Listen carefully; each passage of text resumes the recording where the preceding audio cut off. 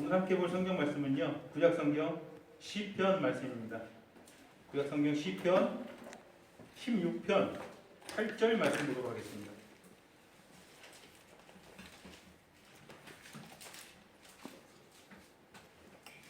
구약 성경 시편 16편 8절 말씀입니다. 구약 성경 812페이지.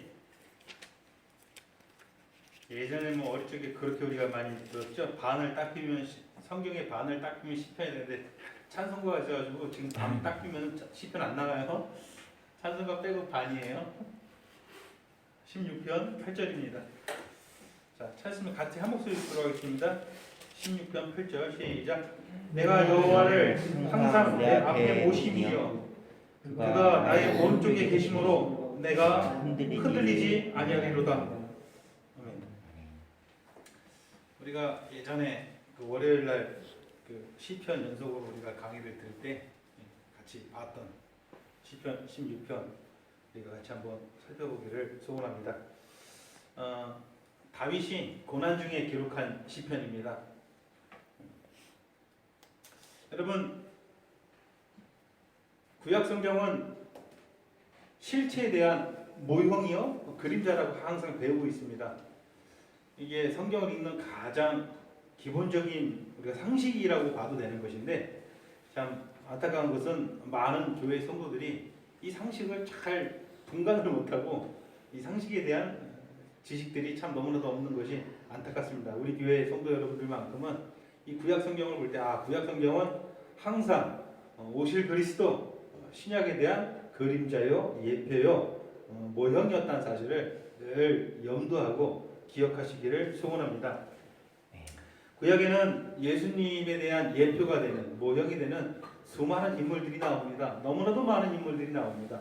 그 중에 우리가 대표적인 사람을 꼽으라 그러면 보통 아브라함과 다윗을 꼽을 수가 있습니다. 그렇죠? 그래서 예수님께서 이 땅에 오셨을 때도 아브라함과 다윗의 자손 예수 그리스도의 세계라 이렇게 시작을 하지 않습니까? 그렇죠? 그래서 다윗이 고통 중에 하나님께 부르짖는 말이든 다윗이 기쁨 중에 찬양하는 말이든 다 다윗이 하는 행동들, 그가 겪은 체험들, 그의 입술에서 나온 고백들, 이 모든 것들이 사실 나중에 예수님 안에서 온전히 구현되는 것을 우리가 볼 수 있습니다. 참 신기한 일이에요. 다윗은 예수님보다 몇 년 전 사람입니까? 자, 예수님은 지금으로부터 몇 년 전에 오셨습니까? 이 땅에? 2000년 전에 오셨죠. 그러면 예수님보다 몇 년 전 사람일까요? 다윗은 약 1000년 전 사람입니다. 지금부터 1000년 전이면 이제 후삼국 시대가 끝나고 이제 고려 왕건이랑 궁예가 막 서로 전쟁하고 그럴 때예요. 그렇죠. 그러니까 궁예 시대의 사람이 지금 어떤 사람이 이 땅에 와가지고 말하고 체험하고 이루실 일들에 대해서 그대로 그 사람이 보여준 거예요. 그러니까 예수님 시대에도 이미 다윗은 아주 고대 시대 사람이에요. 그러니까 여러분 1000년, 2000년이란 말이 뭐 지금은 막 과학자들이 무슨 지구가 무슨 몇억 년이다 막 이런 감 잡을 수 없는 몇백만 년 막 이런 얘기를 하기 때문에 1000년, 2000년이 아무것도 아닌 것 같지만 1000년 전, 2000년 전이면요 정말 신화예요. 가득한 고대 세계예요. 2000년 전에 우리나라가 어떤 시대였습니까?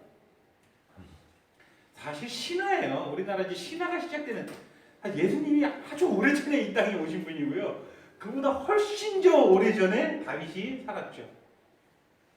좀 아까도 얘기했지만 다윗이 하는 고백들, 그의 다짐들, 그가 경험한 체험들, 그가 한 모든 일들이 사실 우리 예수님 안에서 온전히 구현되는 것을 볼 수가 있다는 거예요. 구현되는 거. 구현되는 건 뭐예요? 그대로 반복이 되지만 더 완벽한 형태로 반복이 된다는 거예요. 다윗이 우리가 다윗을 한번 이야기를 해봅시다. 그러니까 다윗이 일생을 통해서 보여준 것들은 예수님께서 하실 일들에 대해서 너무 자세히 보여주고 있어요. 물론 성경에 의하면 다윗은 그것을 자기가 말하고 행동하고 체험하고 경험할 때에 온전히 알았을까요? 몰랐을까요? 몰랐어요. 온전히 몰랐어요. 우리가 아는 거예요. 우리가 시간이 지나고 나서 성령 충만함을 받아가지고 우리가 이 모든 복음의 영광을 받고 나서 이렇게 기록된 말씀을 살펴보니 아, 다윗이 했던 모든 것들이 그리스도에 관한 것이었구나. 우리는 알고 있었지만 정작 본인도 아, 내가 하는 말과 내가 하는 경험들, 내가 하는 고백들이 장차 오실 나의 주님 메시아에 대해서 이야기하는 거구나. 이것을 거의 다 몰랐어요. 부분적으로 아는 건 있었어요. 왜냐하면 나중에 우리가 좀 이따 살펴보겠지만 다윗은 내가 보니 나의 여호와께서 나의 주께 너는 내 오른편에 앉아있으라 말씀하셨다. 이렇게 기록한 게 있거든요. 다윗이 시편에서. 그러니까 다윗이 봤었을 때 여호와 하나님께서 나의 주께 뭐라고 말씀하셨다라고 기록을 하는 거예요. 그러니까 하나님께서 주 예수 그리스도께 하신 것들을 미리 본 것도 있지만 아주 부분적이었다는 거예요. 대부분은 몰랐어요. 다윗이 소년 시절에 했던 가장 유명한 일화가 뭐죠? 다윗과 믿지 않는 사람들도 다 알아요. 세상 사람들도 다 알아요. 그렇죠? 뭐 믿지 않는 모든 사람들, 뭐 예를 들어서 강대국과 약한 나라가 서로 전쟁을 일으킨다고, 아니 뭐 저 싸움이 다윗과 골리앗이구나. 이게 사람들이 다 그렇게 이야기를 하고 있어요. 그만큼 유명한 사건이죠. 어떤 사건이었어요?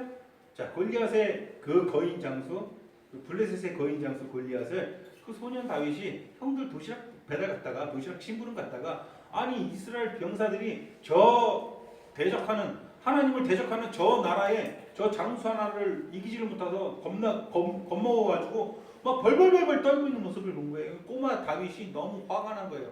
우리가 하나님의 민족인데 아, 저 장수가 아무리 키가 크고 뭐 대단한 거인이라 할지라도 어떻게 하나님의 백성의 군대들이 이렇게 벌벌 떨고 있느냐, 내가 못 참겠다 가지고 뭘로 죽이죠? 물맷돌로 쳐서 머리를 상하게 해서 죽이잖아요. 그런 다음에 골리앗이 다윗의 발등상이 돼버리잖아요. 발등상이라는 것은 뭐예요? 요즘 성경에는 번역이 잘 되어 있더라고요. 발판이라고 되어 있죠. 발판이 맞아요. 거의 이 대적이 나의 발판이 된 거예요. 그걸 밟아버린 거예요. 그렇죠. 그렇게 머리를 상하게 한 다윗이 시편 110편 1절에서 뭐라고 고백합니까? 여호와께서 내 주께 말씀하시기를 내가 네 원수들로 네 발등상 되게 하기까지 너는 내 오른쪽에 앉아있으라 하셨도다. 원수들을 발등상 삼으실 분은 사실 누구예요? 예수 그리스도죠. 근데 다윗이 그것을 했다라는 거예요. 예수님은 원수를 발등상, 예수님 발 아래 두시고 결국 궁극적으로는 그의 머리를 상하게 할 것이에요. 여자의 후손은 너의 머리를 상하게 할 것이다. 하나님께서 예언하신 모든 것들이 다 이루어지고 그것을 다윗을 통해서 미리 보여준 사건이 다윗과 골리앗 사건이었죠. 우리 주님은 누가복음 20장 43절에서 44절에 보면 우리 주님께서 이 말씀, 이 시편 말씀을 인용하시면서 이 말씀이 정확히 자신에 관한 이야기한 것을 천명하십니다. 아, 다윗이 봤었을 때 너희는 나를 다윗의 자손이라고 하지 말아라. 보편적으로 보면 내가 다윗의 자손으로 온 것처럼 보이지만 사실 나는 다윗에게 주님이 되는 존재다. 다윗이 기록하고 다윗이 고백한 것처럼 시편 110편 1절에서 다윗이 봤을 때 여호와께서 내 주께 말씀하셨는데 너는 내 오른편에 앉아있으라 라고 고백을 했다. 어떻게 다윗의 자손이 다윗의 주님이 되겠느냐. 나는 다윗의 주님이 되는 존재다. 나는 다윗의 자손이 아니다. 사실 이렇게 천명을 하시죠. 그렇죠. 다윗을 보면 놀라워요. 우리가 시편 몇 장만 넘겨봅시다. 예전에 같이 한번 봤는데 다시 한번 보는 것도 유익합니다. 22편 한번 볼까요? 22편 보면은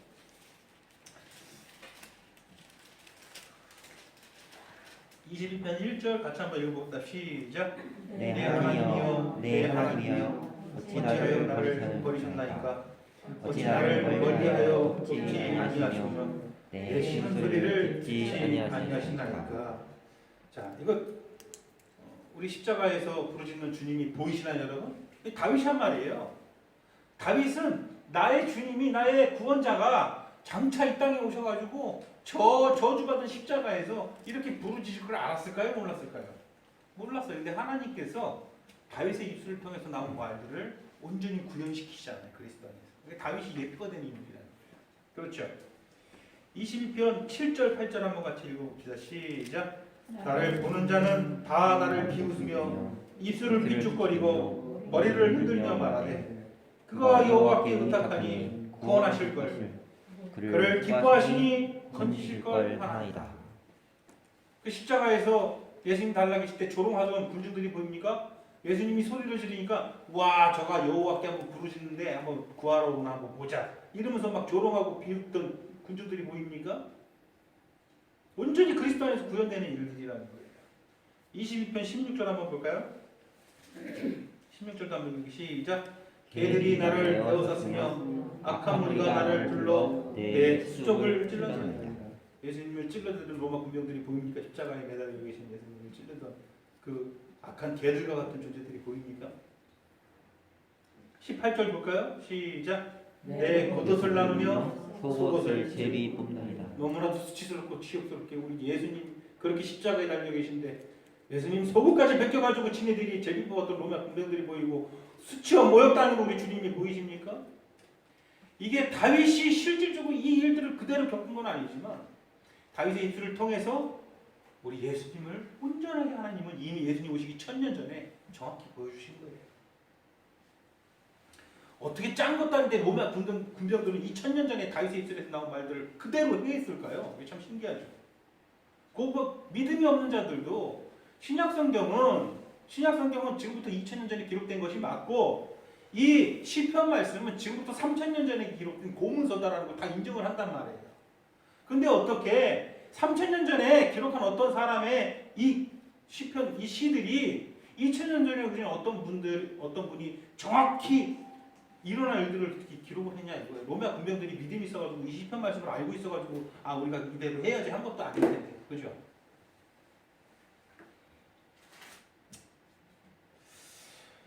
그러니까 예표가 되는 인물이라는 거예요. 모형이 되는 인물. 구약 성경의 인물들, 구약 성경에 일어났던 사건들, 구약 성경에 일어난 모든 일들은 다 누구를 보여주는 것이다? 예수님을 보여주는 것이다. 우리의 온전한 약속이 되신 예수님에 대한 옛 약속이 구약 성경이고 오신 예수님, 새로운 약속이 신약이라고 우리가 하는 겁니다. 오늘 본문도 동일합니다. 다윗의 입술을 통한 고백이지만 사실 우리 주님 안에서 온전하게 이루어질 고백들이었다라는 거예요. 정확히 다윗은 하나님의 아들이 이 땅에 와서 한 인간으로 사시면서 그 살면서 겪었던 삶의 실제를 오늘 표현하고 있는 것입니다. 오늘 본문 한번 보세요. 내가 여호와를 항상 내 앞에 모시며, 내가 여호와를 항상 내 앞에 모시며, 우리 주님께서 그렇게 사셨죠. 그렇죠? 항상 앞에 여호와를 모시고 사셨다는 거예요. 우리 주님은 새벽 일찍 일어나셔가지고 기도하러 산에 오르시고 밤을 새고 기도하셨던 분입니다. 왜 그렇게 간절히 기도하는 삶을 살았을까요? 항상 여호와 하나님을 앞에 모시는 삶을 사셨기 때문입니다. 예수님은 아버지 하나님을 항상 모시고 계셨습니다. 항상 하나님을 바라보셨습니다. 하나님을 위해서 사셨고 그분에 의해서 숨을 쉬셨습니다. 그게 예수님의 삶이에요. 나는 내 뜻을 행하러 온 것이 아니고 하늘에 계신 내 아버지의 뜻을 행하러 온 것이다. 항상 그렇게 말씀하셨잖아요. 항상 하나님을 의존하셨잖아요. 이게 참 신비로운 거예요. 예수님과 하나님 중 어떤 분이 더 높으신 분이세요?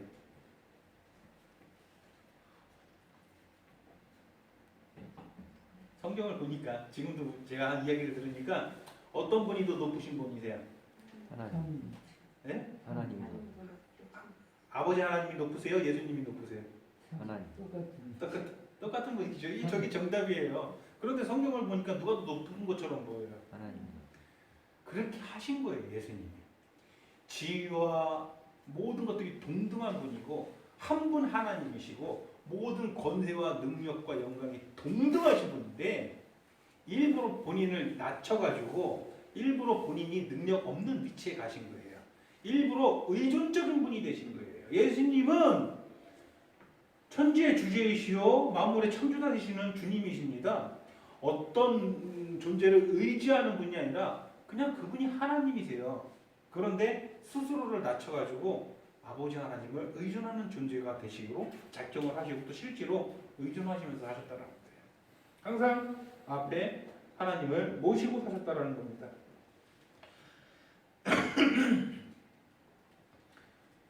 우리는 주님 안에서 사는 거로 여기서 가장 중요한 삶의 법칙과 원리를 찾게 됩니다. 찾아야 돼요. 이 삶의 법칙과 원리가 우리 것이라는 거예요. 내가 여호와를 항상 내 앞에 모심이요, 이것이 우리 삶의 법칙이 되어야 된다는 거예요. 나도 이렇게 고백한다. 나도 다윗과 같이 주 예수 그리스도와 같이 이렇게 고백한다. 손 한번 들어보세요. 내가 항상 내 앞에 여호와를 모심이요, 이렇게 고백하시는 분, 이렇게 고백해야 돼요. 이렇게 고백 안 하면 안 된다는 거예요. 우리는 저 멀리 앞날을 알 수가 없습니다. 성경에 의하면 우리가 저 멀리 앞날을 알 수 있는 것은 단 하나밖에 없어요. 뭡니까? 선악간의 심판주로 우리 주님께서 이 땅에 오신다라는 거예요. 그때 하나님께 택한 자들은 영광을 받고 그렇지 않은 사람들은 멸망을 받게 된다는 거예요. 영원한 형벌을 받게 된다는 거예요. 그 외에 그 일이 정확히 어떻게 일어날지, 구체적으로 어떤 일들이 일어날지 우린 자세히는 몰라요. 상징적으로만 표현되어 있죠. 그 날이 가까울 때 어떤 징조들이 일어날 것이다. 말세에 이런 일들이 일어날 것이다. 성경에 의하면 말세가 어느 시대입니까? 예수님 초림과 재림 사이를 우리는 말세라고 합니다. 그러니까 2000년 전부터 지금 살고 있는 우리가 지금 이 순간까지도 성경에 기록된 말세라고 하는 거예요. 너희가 말세에 이런 일들을 보겠다라고 하면서 우리가 지금 보고 어렸을 때부터 보고 겪는 모든 일들이 지금 일어나는 일들이 어떤 일이냐면 말세에 일어나는 일들이라는 거예요. 어떤 일들을 우리가 기억하는 게 뭐가 있겠습니까? 어떤 일들이 있겠어요? 해와 달이 그 빛을 잃는다 그랬어요. 뭐야? 우리가 상상할 수 없는 천지 개벽 같은 일들이 일어난다 그랬어요. 그러니까 자연 재해들이 막 일어난다 그랬어요. 그죠? 그동안 없었던 자연 재해들, 그런 일들이 우리가 일부는 또 겪고 있죠. 이전에 없었던 이상한 일들이 많이 일어나고 있잖아요. 그렇죠? 그리고 많은 성도들의 사랑이 식는다라고 기록이 되어 있어요. 그렇죠? 많은 성도들이 배교할 거라고 또 바울은 이야기를 했어요. 배교가 뭐예요? 신앙을 버리는 일들, 신앙에서 떠나는 일들이 대대적으로 일어날 거라고 기록을 하고 있어요. 그렇죠. 그리고 자신이 하나님이라고 부르짖는 무리들이 너무나도 많이 일어날 거라고 되어 있어요. 지금은 각자가 예전에는 우리나라는 불교였던 적도 있고 유교 국가였던 적도 있고 세상마다 나라마다 민족마다 예전부터 지금까지 다 그 나라에 종교가 있고 그 우상일지라도 믿는 신들이 있는데 지금은 그 모든 신들이 다 어떻게 되는 거예요? 우상이 다 철폐되는 시대에 살고 있어요. 어떻게 보면은 좋은 시대예요, 나쁜 시대예요? 좋은 시대. 비참한 시대죠. 왜 우상이 철폐됩니까? 네, 자기 자신이 하나님이 다 되는 거예요. 그러니까 이제 우상을 믿지 않는 거예요. 하나님을 믿기 때문에 우상이 철폐되는 것이 아니라 자기 자신을 섬기고 자신을 믿고 자신만을 최고라고 여기는 시대가 돼버리니까 우상들이 철폐되는 거예요. 이게 참 비참한 시대죠. 다 각자 자기가 하나님이 되는 시대에 살고 있죠. 우리는 저 멀리 미래 얘기하면서 알 수가 없습니다. 10년 전에 오늘날 우리가 겪고 체험하고 우리가 살아가는 모습 예상하신 분 계십니까? 혹시? 내가 5년 뒤에 무슨 일이 일어날지 예상하십니까? 단 1년 전까지만 해도 지금 내가 겪는 것들에 대해서 조금이라도 예상해 보신 적이 있으십니까? 예상이 안 돼요. 성경에 보면 예상할 수도 없고 알 수도 없고 알 필요도 없고 알려고 노력해서도 안 됩니다. 여러분 앞날에 대해서 너무 알려고 하지 마세요. 그거 사실 죄 짓는 거예요. 왜 우리가 앞날이 알고 싶어요? 불안하니까. 우리가 앞날에 불안한 일들이 생길까 봐 겁나는 거예요. 이게 다 믿음이 없는 행위입니다. 믿음이 없는 행위예요.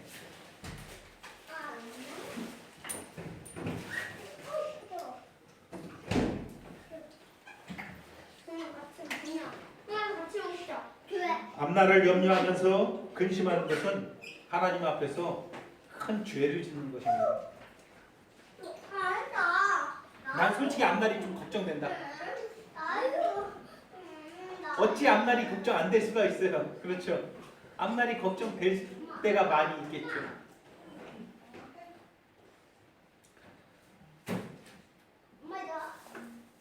우리는 앞날을 걱정하고 근심하면서 사는 그런 우를 범치 않도록 조심하기를 소원합니다. 오늘 한 걸음이면 나는 족한 것입니다. 그렇죠? 우리 모두 이 고백으로 살기를 소원합니다. 이게 무슨 고백입니까? 나에게 무슨 일이 일어날지라도 모든 것이 괜찮다라는 거예요. 주님이 나의 오른쪽에 계심으로 내가 흔들리지 아니하리라. 그러니까 앞날이 불안해서 떠는 것이 아니에요. 오늘 한 걸음 내 주님이 나와 계시기 때문에 내가 흔들리지 않을 것이다. 무슨 일이 일어나도 나는 앞날을 알 수 없지만 앞날에 어떤 일들이 나에게 일어날지라도 나는 흔들리지 아니하리라. 이게 쭉 이어지는 거예요. 주님 품에 가는 그날까지. 맞죠? 오늘 한 걸음이면 족한 거예요. 앞날에 대해서 자꾸 신경 쓰지 마세요. 우리 주님께서도 온전한 기도를 가르쳐 주실 때 오늘 우리에게 일용할 양식을 주시옵고 라고 기도하잖아요. 그죠? 이렇게 구하라. 너희는 그렇게 구하라고 하잖아요.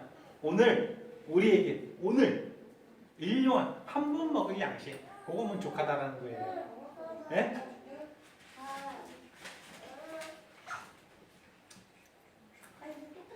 무엇이 우리 앞에 다가온다 할지라도 우리는 흔들리지 않을 것입니다.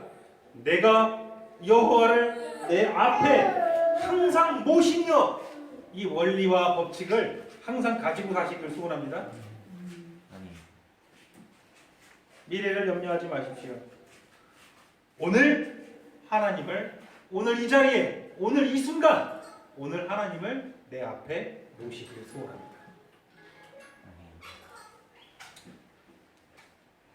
이것이 우리 신앙에 있어서 가장 절대적인 본질입니다.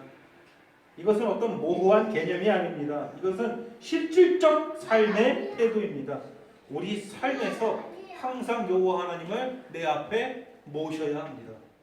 이것은 모호한 개념이 아니에요. 실질적이라는 거예요. 그렇다면 내 앞에 여호와를 항상 모신다는 것은 무엇을 이야기하는 것일까요? 무엇을 이야기하는 것일까요? 항상 하나님의 임재 안에 들어가기를 원한다라는 것을 소원한다. 항상 하나님의 임재 안에 들어가는 거예요. 항상 하나님의 임재 안에 들어가 있다라는 사실, 하나님의 임재 가운데 살아간다는 사실을 내가 인식하는 거예요. 이거 대단히 중요합니다, 여러분. 하나님의 임재 가운데 들어간다는 게 뭔가 굉장히 알딸딸하고 아리송하고 뭔가 뿅 가는 그런 어떤 알딸딸한 그런 느낌에 취하는 것이 아니에요. 내가 내 생각과 내 판단과 내 자각을 가지고 내 지각을 가지고 하나님께서 주신 내 이성을 가지고 내 안에 계신 성령과 더불어서 하나님을 인식하는 거예요. 인식. 뭔가 대단히 모호한 느낌이 아니에요. 이게 하나님을 모시는 거예요. 하나님 임재 안에 들어간다는 것은 그런 거예요. 내가 하나님을 인식하는 거예요. 인식하는 거. 그게 쉬운 걸까요? 어려운 걸까요? 내가 하나님을 인식하는 거. 쉽습니까? 쉬우면 쉽고 또 어려우면 어려워요. 인식하지 못하는 것들이 너무 많잖아요. 우리를 인식하지 못하게 결코 하나님을 인식하지 못하고 살아가는 경우가 너무 많잖아요. 왜? 세상 살기가 너무 바쁘다 보니, 세상 근심이 너무 많다 보니 인식하지 못하는 거예요. 제가 얼마 전에 100만 원권 10장을 갖게 된 경험이 있어요. 100만 원권 10장이면 얼마예요? 1000만 원. 그거를 주머니에 넣고 다녀보신 분 있으십니까 혹시? 이게요, 100만 원권 10장 1000만 원을 주머니에 넣고 다니면요 계속 인식이 돼요. 사람을 만날 때도, 식당에 갈 때도, 시장을 갈 때도, 일을 할 때도, 밥을 먹을 때도, 앉을 때도, 일어날 때도 계속 이게 인식이 돼요. 그깟 돈 1000만 원 주머니에 넣었다고 이걸 하루 종일 무엇을 하든 누구를 만나든 계속 인식하고 있는데, 하나님 인식, 내 안에 계신 하나님 인식하는 게 어려운 일이에요? 이렇게 생각하기가 쉽죠. 좀 인식 좀 하지 마, 신경도 쓰지 말라고 아무리 얘기해도요, 이 돈다발이 있으면요 신경 쓸 수밖에 없어요. 계속 인식이 돼요. 혹시 이거 빠지면 어떡하나, 계속.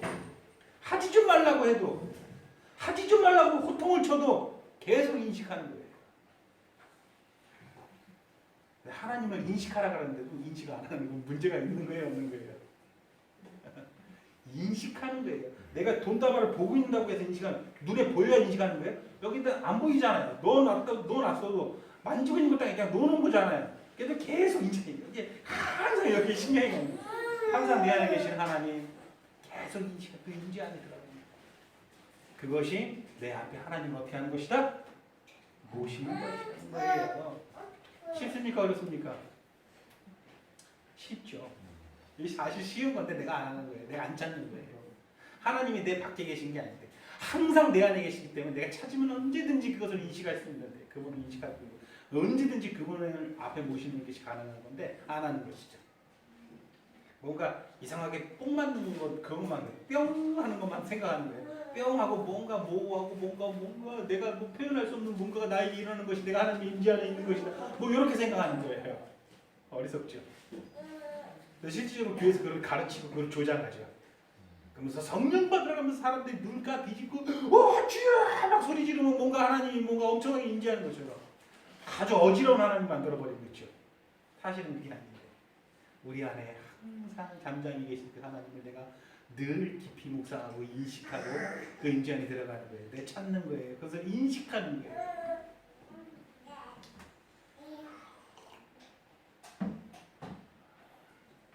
다윗은 하나님의 임재하심을 인식하면서 그러면서 살 것이고 계속 그렇게 할 때 자신이 결코 흔들리지 않을 것이라고 오늘 본문에서 고백하는 거예요. 이것이 우리 그리스도 안에서 온전히 또 구현되는 것이고요.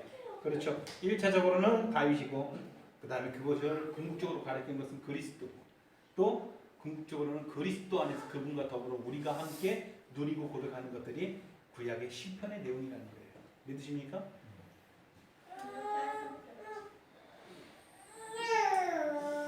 다시 정리합시다. 하나님을 모신다라는 것은 하나님의 임재하심 안에 자신을 두고 그것을 인식하는 것입니다. 그것을 꼭 기억하고 있는 것, 그것을 잊어버리지 않는 것, 그것을 잊어버리지 않기 위해서 항상 그것을 인식하는 것, 항상 애쓰는 것. 이것이 하나님을 모시는 삶입니다. 하나님의 임재 안에서 하나님을 모신다라는 것은 단호한 결심을 동반하는 일입니다. 내가 계속 인식하고 기억하고 내가 꼭 결단하는 것. 의와 공평을 눈앞에 둬라. 그러면 보이지 않는 의와 공평을 뭐 이렇게 보이게 만들어서 뭐 상자 안에다 뭐 눈앞에 두라는 의미예요? 아니잖아요. 항상 그것을 기억하라는 것이잖아요. 항상 하나님을 여러분들 앞에 모시기 바랍니다. 그것은 결심을 동반한다라는 거예요. 여러분 뭔가 결심을 하면 행동하게 돼 있죠, 그렇죠? 우리 배성지사님 내일 아침에 일찍 일어나야 돼요. 그러면 일찍 일어나고 결심을 했어요. 그 결심하면 하는 행동이 뭐예요? 알람시계 맞춰놓는 거예요. 그렇죠? 나는 결코 일찍 일어나자면 푹 잘 거야. 결심 안 한 상태에서 알람시계를 새벽 6시 눈을 맞춰놓는 사람이 없어요. 막 푹 자야 되는데 6시 일어나기로 결심했기 때문에 알람시계 맞춰놓는 거예요. 그렇죠? 올바른 위치에 자신을 두기로 결심하는 것입니다. 그게 하나님 내 앞에 모시는 거예요.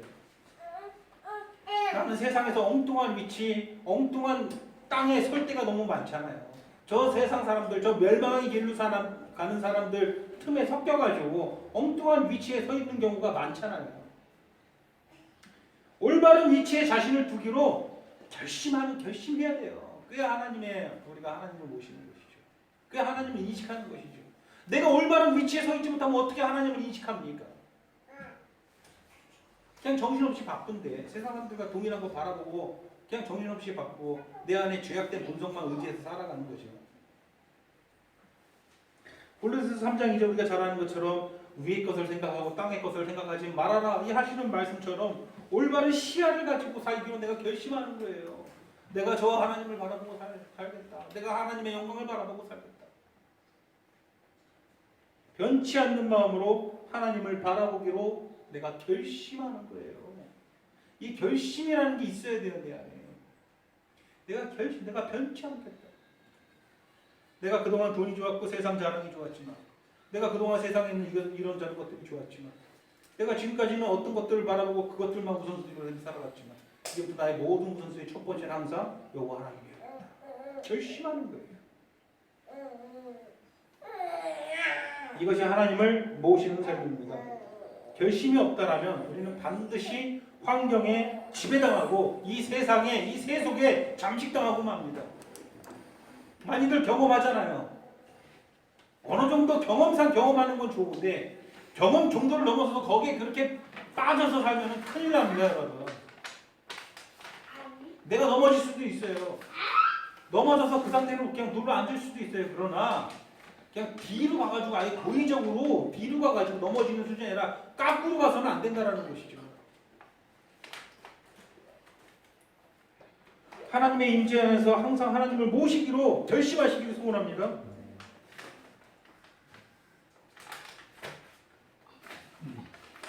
우리 보통 일찍 일어나서 일과를 시작하고 분주하게 일하고 이런저런 일들이 나에게 겹치고 사업과 친구들 여러 용무들이 나에게 들이닥칩니다. 이런저런 사건들이 발생합니다. 그러면서 내 영혼도 아주 새까맣게 잃어버리고 그저 그렇게 세상살이에 매진해서 살아갑니다. 그렇게 하루가 지나갑니다. 내 품 안에 있는 현금 다발은 결코 잊지 못하지만 우리가 이렇게 하루 살아가면서 우리 주 예수 그리스도와 우리 주 여호와 하나님을 까맣게 잊고 삽니다. 이 돈다발은 결코 못 잊는 존재가 하나님은 까맣게 잊고 내 영혼도 까맣게 잊고 그렇게 하루가 지나갑니다. 우리 주님을 우리를 위해서 모든 것을 내어주신 주님을 우리는 그렇게 잊고 살아간다는 거예요. 이 돈다발 1,000만 원이 뭐예요? 우리 영경 씨 품속에 현금을 가장 큰 금액을 넣고 다니는 금액이 얼마예요? 솔직히 내가 얼마까지 내가 현금을 가지고 다녀본 적이 있다. 내 돈이든 누구 돈이든 600만 원 가지고 움직일 때 이거 잊어버립니까? 무섭죠. 계속 신경 돈 몇백만 원 돈 그거는 그러면서 하면서 우리가 얼마나 연약하고 미련하고 어리석은 존재. 이거 뭐 누구나 다 이런 거예요.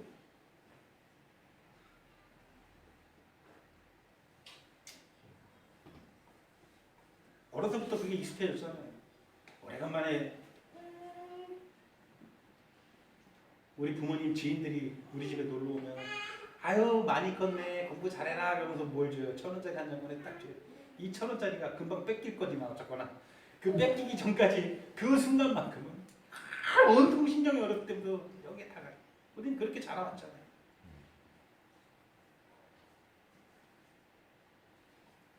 아예 비교 자체 할 수 없어도 우리 주님이 귀하죠. 그죠? 돈보다 금보다. 근데 입술만 귀하잖아요. 실제로 인식을 안 하잖아요. 그냥 바쁘게 하다 살고 말잖아요. 아우 오늘 기도 좀 해야지. 아우 좀 피곤하고 귀찮아. 다음에 해야지. 내일 해야지. 이런 일은 있을 수가 없는 일이에요. 우리 삶에서 이런 일이 일어나서 안 되겠습니다.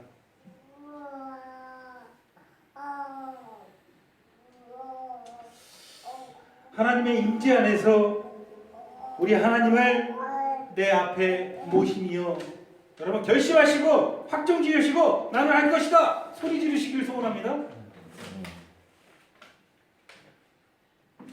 늘 그렇게 할 때에 보혜사 성령께서 탄식함으로 여러분들 도우신다는 사실을 기억하시기 바랍니다. 그렇게 하시기로 결심하셔야 돼요. 늘 생각을 하세요. 그게 하나님의 임재 안에 거하는 것입니다. 내가 내 앞에 항상 여호와 하나님을 모시겠습니다. 결심하세요. 결심. 물론 품속에 돈다발 있으면 굳이 결심 안 하고 계속 인식하지만 하나님 인식하고 섬기는 일은 훨씬 더 결심이 있어야 된다는 것이죠. 이런 결심으로 사는 우리 그리스도인들의 삶에는 두 가지 두드러진 특징이 보입니다. 그것이 우리 안에서 항상 발견되기를 소원합니다. 첫 번째 무엇입니까? 그런 사람에게는 항상 하나님이 주권자가 되십니다. 뭐라고요? 하나님이 주권자가 되십니다. 우리 사람들은 입술로는 하나님을 경배하고 입술로는 하나님을 경외한다고 하지만 이 시대 교회의 수많은 성도들은 어리석고 비참하게도 자기 자신이 주권자거나 아니면 세상에 있는 다른 것이 자신이 주권자가 되고 있습니다. 하나님이 주권자가 되고 있지 않아요. 이런 계시음으로 사는 사람들의 첫 번째 두드러 집중은 그의 주권자가 그의 주님이 누가라? 예수 그리스도 주 여호와 하나님이라는 거예요.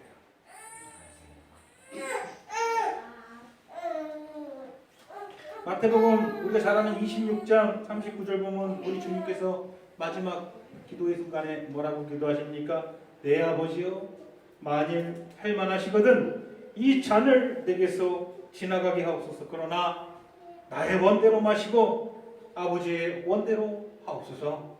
주권은 누구에게 두고 있습니까? 아버지 하나님께 다 두고 있잖아요. 주권을 우리도 똑같이 우리 주 예수 그리스도와 하늘에 계신 우리 아버지 하나님, 보혜사 성령, 주 여호와 삼위일체 하나님께 모든 주권을 두기를 소원합니다. 이 고백이 되는 거예요. 이런 결심으로 사는, 내 앞에 여호와를 항상 모시고자 하는, 주의 임재 가운데 거하고자 하는 그 소원과 결단으로 사는 사람은요, 항상 이것이 돼요. 놀랍게도 어떤 인간도 이것이 안 되는데 이것이 된다라는 거예요. 위대한 믿음의 선진들이 이것이 되었다라는 거예요.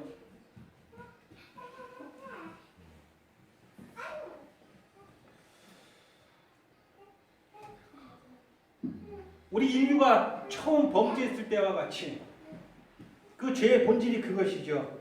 항상 사람들은 그 이후로 내가 나의 주인 되기를 원합니다. 하나님이 나의 주인 되는 것을 싫어요. 그래서 사탄의 말에 귀를 기울이고 처음 범죄를 저질렀잖아요.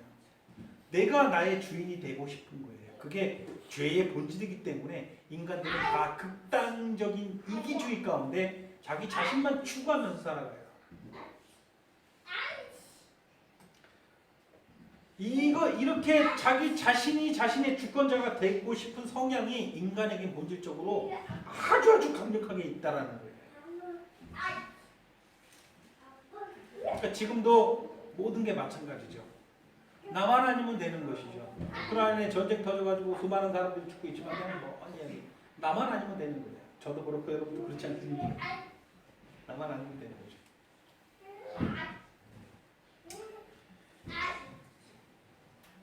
이 욕망을 십자가에 못 박으시길 바랍니다. 나의 주권자는 누구라? 우리 여호와 하나님. 그것만이 나의 주권자가 되셔야만 합니다. 내가 내 삶을 내 마음대로, 내 원대로, 내 뜻대로 계속 살다 보면은 하나님께서 내 삶 가운데서 무언가를 하실 거야.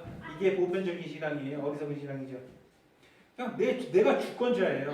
내가 주권적으로 내 삶을 살다 보면은 하나님은 잘 모르겠지만 그냥 중간중간에 오셔가지고 뭘 알아서 뭔가 그냥 중간중간에 뭘 하실 거야. 이 정도 수준으로 하나님을 섬기는 자들이 너무 많다라는 거예요. 여러분도 혹시 이렇게 섬기고 계십니까? 절대 이러서는 안 돼요.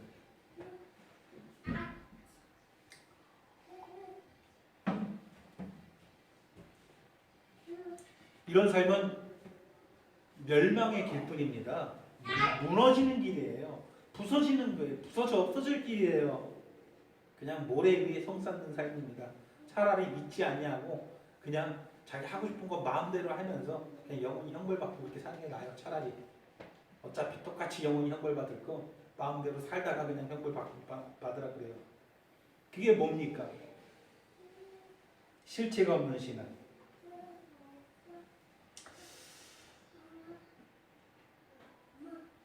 내가 적극적으로 하나님을 찾아야 됩니다. 멀리 계신 거 찾으라는 거 아니에요. 어디 저기 숨어 계신 거 찾으라는 거 아니에요. 하나님은 항상 어디 계십니까? 내 안에 계시잖아요. 너희가 성령이 거하시는 하나님의 전인 것을 알지 못하느냐? 하나님이 내 안에 거시잖아요. 성령을 통해서 내 안에 거하시잖아요. 주 예수 그리스도께서 성령을 통해서 내 안에 거하시잖아요. 성령이 내 안에 계신다는 것은 아버지 하나님 내 안에 계신다는 거예요. 주 예수 그리스도께서 내 안에 계신다는 거예요. 왜? 한 분 하나님이시기 때문인 거예요. 성령만 내 안에 계시다. 이것은 이상한 생각이에요. 성령이 내 안에 계시다는 것은 삼위일체 영광의 여호와 하나님이 내 안에 계시다는 거예요. 믿으십니까?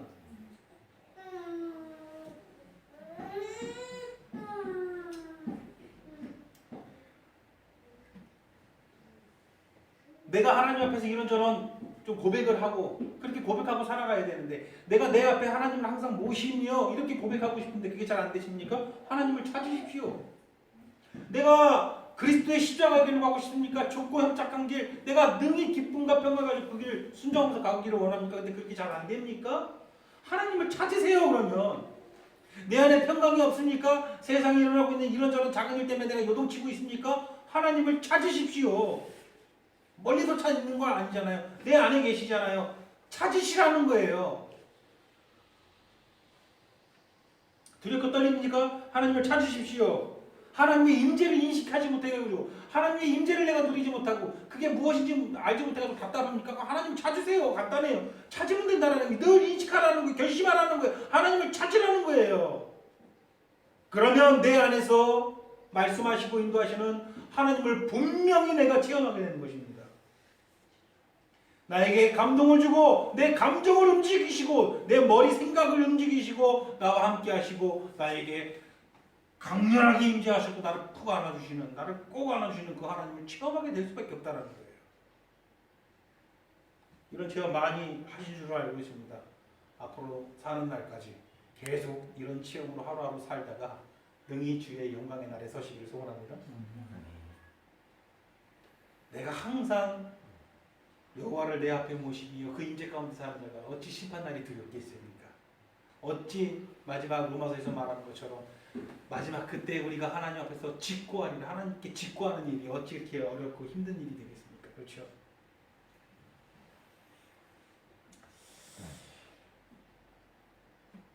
하나님을 찾으세요. 하나님, 제 곁에 주님 저와 함께 계시지 않으면 저는 못 삽니다.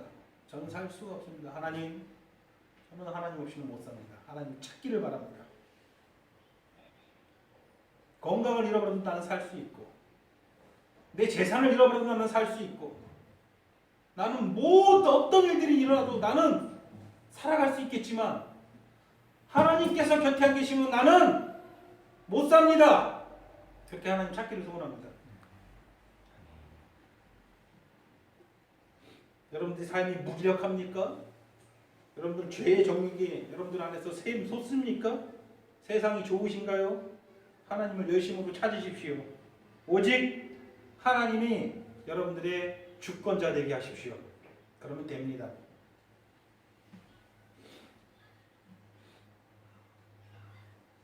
그리고 자기 자신에게 항상 말하세요. 항상 말하셔야 돼요. 뭐라고 말해야 됩니까? 너는 하나님의 자녀다. 자기 자신에게 이렇게 얘기해야 돼요. 너는 하나님의 상속자다. 너는 하나님께 속했고 하나님께서 너를 깊이 알고 계신다. 이것을 늘 말씀하세요. 무슨 일을 겪든 자기 자신에게 늘 말하세요. 이것이 사실이에요. 어떤 내가 견딜 수 없는 어려운 일을 다 특히 이렇게 자기 자신에게 말. 너는 하나님의 자녀다. 너는 하나님의 영광의 상속자로 삼으신 존재다. 너는 하나님께 속하였고 하나님께서 너를 가장 깊이 알고 계신다. 스스로 세뇌시키는 게 아니라 이 사실을 상기시키라는 거예요. 우리가 어떤 사실, 어떤 돼 있는 사실, 눈에 보이진 않지만 확실하게 되어 있는 사실을 인식하기 위해서 그것을 계속 상기시키는 일은 대단히 중요합니다. 그래서 성찬도 하는 거예요. 예수께서 우리를 위해서 찢기시고 피를 흘리시고 우리의 생명이 되어주신 그 사실을 항상 잊지 말고 상기시키라고. 우리 주님께서 우리가 항상 잊어버리고 망각하는 존재인 것을 아는 거로 또는 이것을 기념하여 거룩히 지키라고 하신 거예요. 우리 너무 잘 아시기에.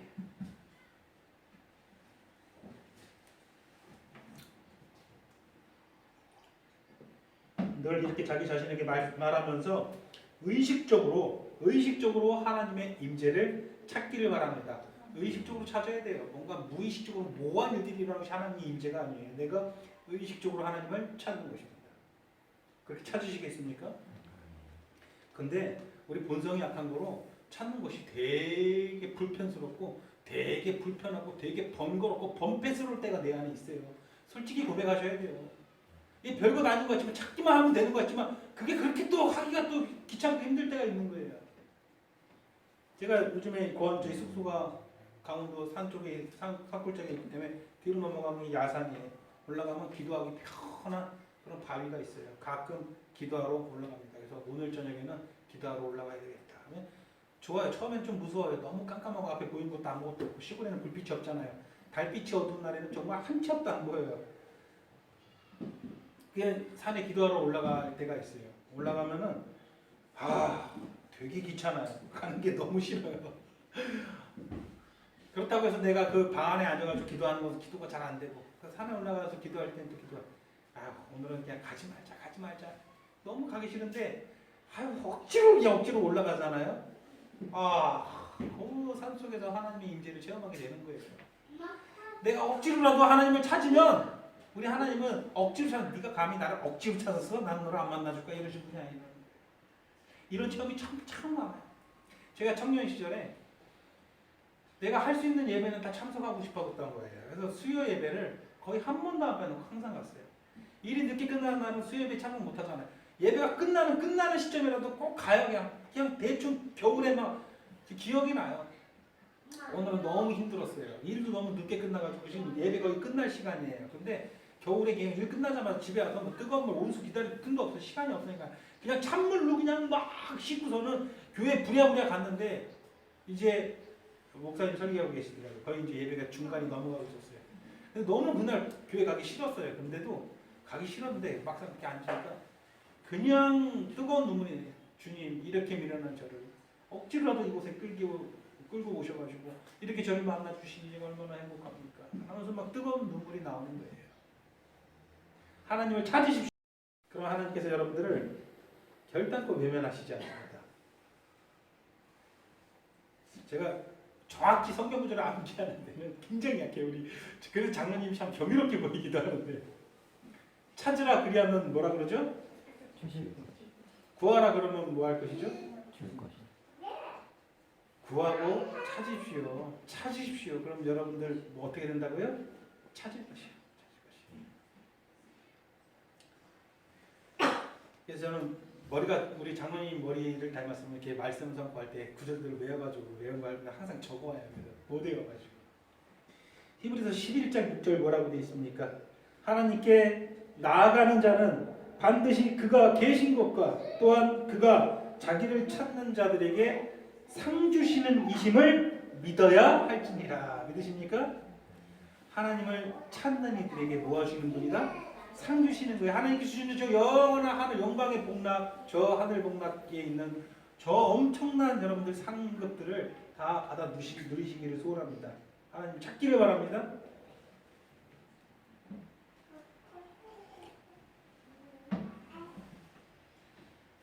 틈나는 대로 말하세요. 너는 하나님의 자녀다. 너는 하나님 나라의 상속자다. 하나님께 너는 속한 존재고 하나님께서 너를 매우 깊이 알고 계신다. 틈나는 대로 말하세요. 힘없고 힘들 때마다 말하세요. 기쁠 때에도 말하세요. 언제나 말하세요. 정신없이 살 때도 말하세요. 너는 하나님의, 그리고 사랑하는 가족들에게 똑같이 축복하세요. 너는 하나님의 자녀다. 너는 영광의 상속자다. 넌 주 예수 그리스도의 것으로서 하나님께서 너를 매우 깊이 알고 계신다. 그렇게 가족들을 축복하시고 교회를 축복하시고 자기 자신을 축복하시기 바랍니다. 이것이 사실입니다. 우리가 하나님을 찾을 때 하나님의 임재가 비로소 우리에게 온 것이 아닙니다. 하나님의 임재는 늘 우리 안에 있습니다. 우리 안에 있는 그 하나님의 임재를 우리가 우리 안에 계신 그 하나님의 임재를 찾는 거예요. 우리가 찾을 때 하나님께서 임재하시는 게 아니에요. 무슨 말이? 이 차이가 있어요, 없어요? 엄청난 차이가 있는 것이죠. 항상 계신 그 하나님을 내가 찾는 것, 의식적으로 인식하려고 내가 하나님을 찾고 결단하는 것, 이것이 내 앞에 여호와 하나님을 뭐하는 것이다? 모시는 것입니다. 그렇게 하시겠습니까? 사랑하는 성도 여러분, 하나님은 존재하시고 나 역시 존재합니다. 여기 이곳에 내가 있고 우리 주 영광의 하나님께서 이곳에 임재해 계십니다. 믿으십니까? 그렇기 때문에 여러분 찾으십시오. 내가 여기 있는 것처럼 우리 주 여호와 하나님 여기 계십니다.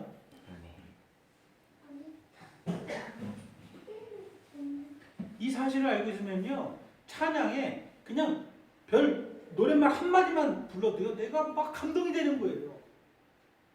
우리 주 하나님 큰 영광과 존귀를 그냥 막 북받쳐 오르지 않습니까? 이거 한마디만 불러도 성부의 어린 양 성부의 어린 양 한마디만 불러도 여러분 북받쳐 오르지 않습니까? 찾으십시오. 항상 여호와를 내 앞에 모시십시오. 세상에 헛된 건 노래하고 살지 마시고. 두 번째, 하나님의 임재 가운데 항상 하나님을 내 앞에 모시기로 그런 결심한 그리스도인들, 그런 그리스도인들이 나타나는 첫 번째 특징은 뭐라 그랬어요? 주권자가 하나님이라 그랬죠. 두 번째 특징은 기도한다는 거예요. 항상 기도해요. 쉬지 않고 기도합니다. 항상 하나님을 인식하니까 계속 그 하나님께 말씀드릴 수밖에 없는 거예요. 그 하나님의 음성 들을 수밖에 없는 거예요. 계속 인식하니까. 물론 시간을 내서 따로 이렇게 기도하는 저에게는 많이 이게 부족하지만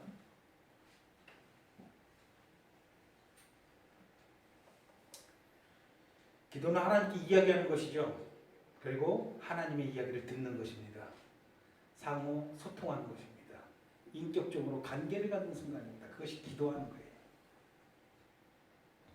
우리 주님이 그러하셨듯이 이것이 하나님을 우리 앞에 모시는 삶입니다. 기도하는 삶을 사는 거예요. 저는 대표 기도하시는 오늘도 저희 어머니께서 기도했는데 어떻게 저렇게 기도를 하시는지 모르겠어요. 기도할 때만큼은 우리 장로님도 그렇고 저는 우리 장로님과 솔직한 장로님과 양생과 우리 베이사님이 기도할 때 아니 저렇게 성경 지식이 풍부하지 않더라도 저렇게 기도할 수 있는 것인가? 막 어떻게 저렇게 기도가 나올까? 막 저는 그런 생각이 막 들어요. 참 놀라운 것이죠. 여러분 기도하는 삶을 사셔야 돼요.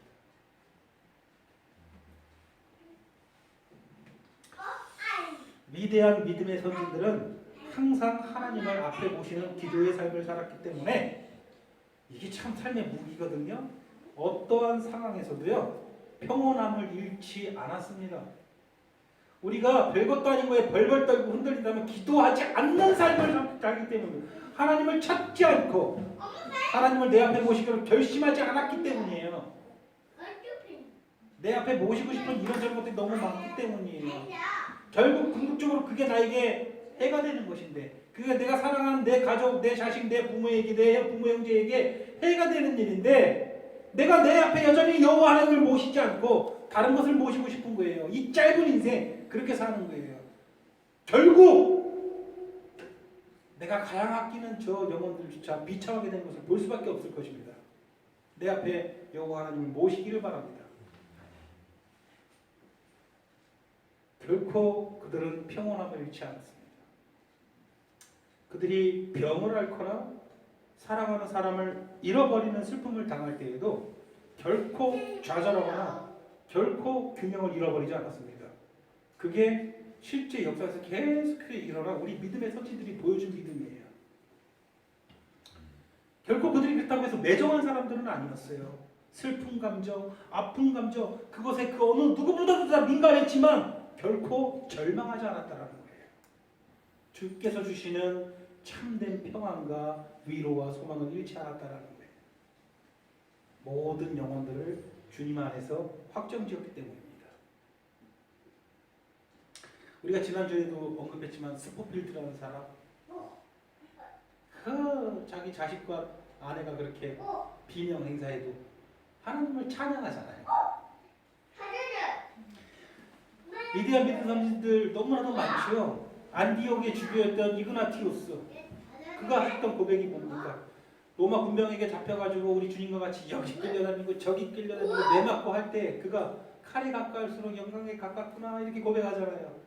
결국은 계속 채찍에 맞고 온몸에 다 찢기 때문에 찢겨가지고 사람들 구경하는 원형 경기장에서 사자한테 먹혔어요. 그러면서도 결코 그는 평온을 잃지 않았다는 거예요. 우리가 요한계시록 공부할 때 그 서모나 교회의 주교 폴리캅에 대해서도 이야기를 했죠.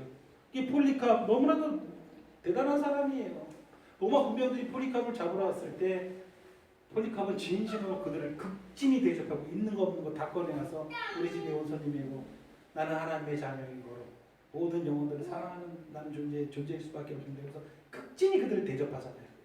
날 잡아갈 내가 안 넘어갈 때는 실컷 좀 맛있는 거 많이 드시고 그리고 날 잡아가세요. 극진히 대접하잖아요. 그리고 그런 그에게 너무 감명을 받아가지고 로마 군병 그 지휘관이 제발 한 번만 그리스도를 부인해라. 그러면 당신은 내가 어떻게든 살게 해줄 것이다. 제발 그 우리 책임자가 보는 앞에서 한 번만 부인해라. 그러니까 그 86세의 노인이 뭐라고 고백합니까? 아니요, 86년 동안 우리가 주님께 내가 평생을 좋은 것만 잔뜩 받았는데 어떻게 지금 이 순간에 그거를 불면한 겁니까? 어떻게 그게 가능합니까? 그 산채로 결국은 불에 태워주면서도 웃으면서 불에 탔잖아요. 이게 우리 믿음의 선진들이 보여준 믿음이잖아요. 이게 기도하는 사람이 가지고 있는 능력이에요. 구속사의 영광을 입었던 우리 성경의 스데반 집사, 그 돌멩이 그냥 여러분 멍청해 보이기 전에 조금만 이렇게 돌멩이 이렇게 한번 던져봤어요. 돌려주면 되게 아파요. 이만한 돌멩이로 이렇게 비참하게 죽는 순간에 하나님의 영광을 보잖아요. 기도로 하나님을 모시며 임재 가운데 거하는 자들은 모든 것을 이기는 자들입니다. 여러분들 모든 것을 이기는 자들이 되기 소원합니다. 사랑하는 성도 여러분, 막연하게 천국의 삶만 그렇게 소망하지 마세요. 막연하게 저 하나님 나라 갈망하면서 그렇게 살아가지 마세요. 오늘 지금 이곳에서 내가 여호와를 항상 내 앞에 모시며 이렇게 결단하세요. 막연하게 천국만 바라보는 사람이 그리스도인이 아니야. 오늘 이 순간 내 앞에 내가 여호와를 모십니다. 모시겠다. 이렇게 하나님 고백하는 삶이 실제 그리스도인들의 삶이에요. 이런 자는 마지막 심판대 앞에서도 여전히 똑같은 모습을 보일 수밖에 없는 거예요. 오늘 내가 내 앞에 여호와 하나님을 모시며 심판이 두렵겠습니까? 기도하시겠습니다. 사랑하는 하나님, 오늘도 귀한 말씀으로 우리에게 다가와 주셔서 우리에게 하나님의 음성을 들려주심을 감사를 드립니다. 오늘 들은 말씀과 같이 다윗의 고백 그리고 우리 주님 안에 삶에서 이루어진 이 고백처럼 우리도 동일하게 우리의 전심을 다해서 성령 충만 가운데 내가 내 앞에 여호와를 항상 모시며 내가 흔들리지 아니하리로다 이렇게 고백하는 우리 생명숲교회 성도들 될 수 있도록 하나님 축복하여 주시옵소서. 그리고 홀로 영광을 받아 주시옵소서. 예수님의 이름으로 기도드리옵나이다. 아멘. 아멘.